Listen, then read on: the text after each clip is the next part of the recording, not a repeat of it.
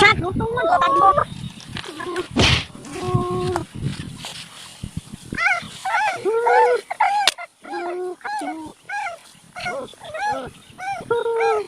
đừng có rồi chúng anh cái tuổi nó khá tiêu rồi nó xa cái đâu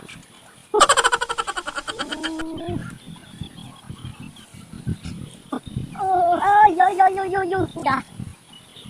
mau bersyuting dan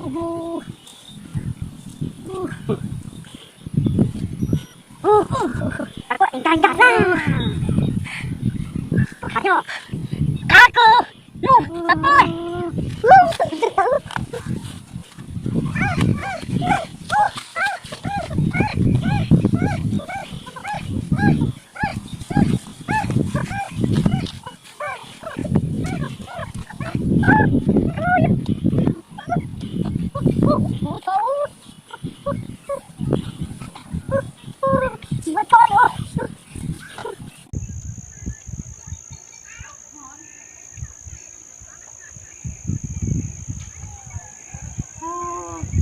phải lia thế mà bây giờ đã tao rồi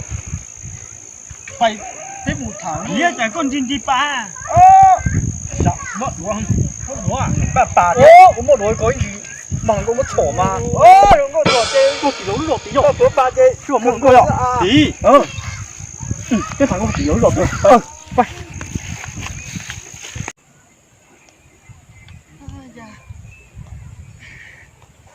giờ có xe ta mở lên nào nó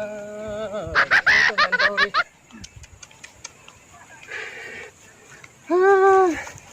có xe nào hãy ra cứ xe lòng xe nè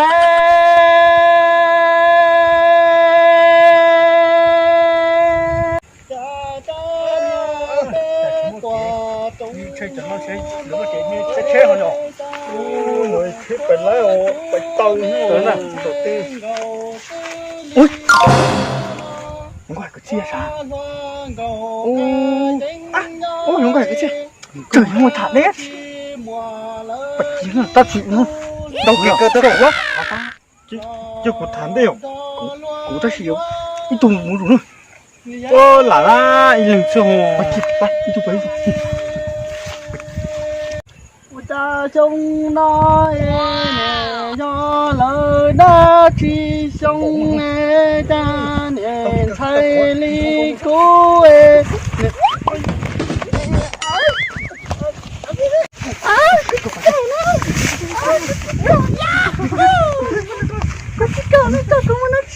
cũng muốn tin à cơ cháu này chú à cơ muốn tin thôi tăng chú muốn tin muốn tin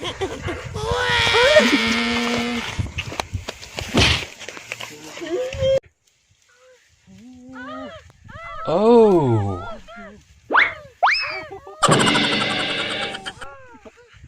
Đúng rồi hãy thật táo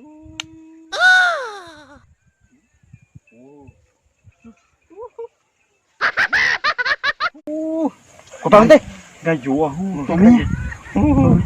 nghe lộ trọi nông xếp vào hai tròn giờ chi sa sa sạ của ta còn nhiều mua đuổi hay khó đuổi của khó độ dùng chả sao hai chả mụ đi phố cố đi cố đi cố sát đúng không muốn có tan cô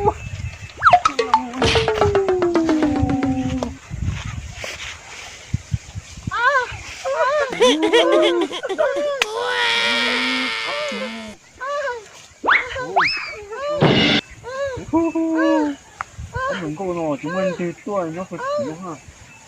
khá thì tiêu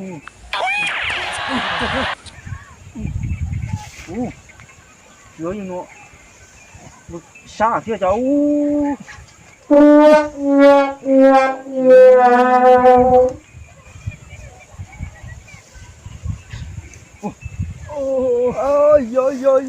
yo ui à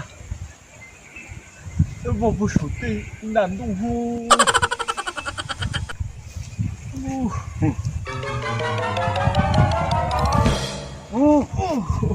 ta có anh cả ra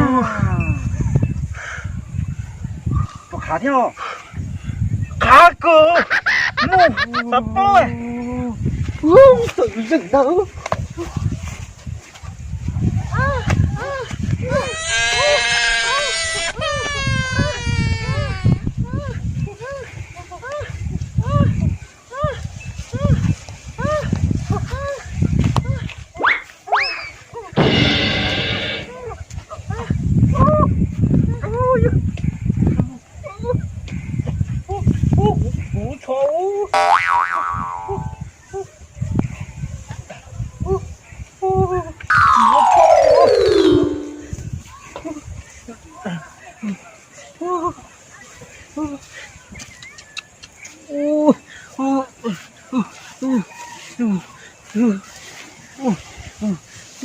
chà, đây đúng con nhọn đây mà chà, khá ôn lưu.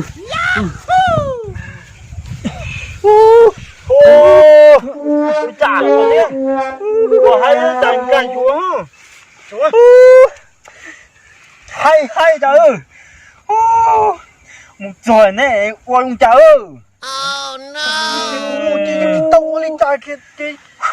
tàu cũng cho đấy chỉ đến một sò chỉ tít tiền thôi.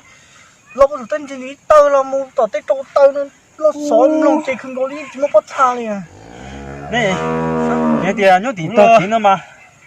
Thấy rồi bơi xuống ơi. Hay đi à. Này thì nhớ tiền tao kỹ nó cơ tao khó chỉ muốn từ tốt đuổi rong đó. Đuổi rong có từ. Tao tầm cho chỉ tư chỉ tao xuống cho xí qua tàu ta không都chỉ ta chỉ tao đi hư chứ, lo chỉ cũ nếu nhỏ có chỉ cũ thanh chay cũ tì, thanh chay nhỏ nó, đủ hết, thì nó tập tích chế đi nó dầu chỉ tha nó thật tha, nếu chỉ có xua, ô tao nó mà nó nhọ đùng, tao nói là chế nó sát hồng ôi cái gì tốt ta nhỉ tốt sao tốt thôn đấy chế ha sao nó bắt đầu quậy đi à đây cái chế nữa tôi thằng cô thả đi tôi nó mu cái cho chỉ vô đi nó bùn đà hay không chứ cả vô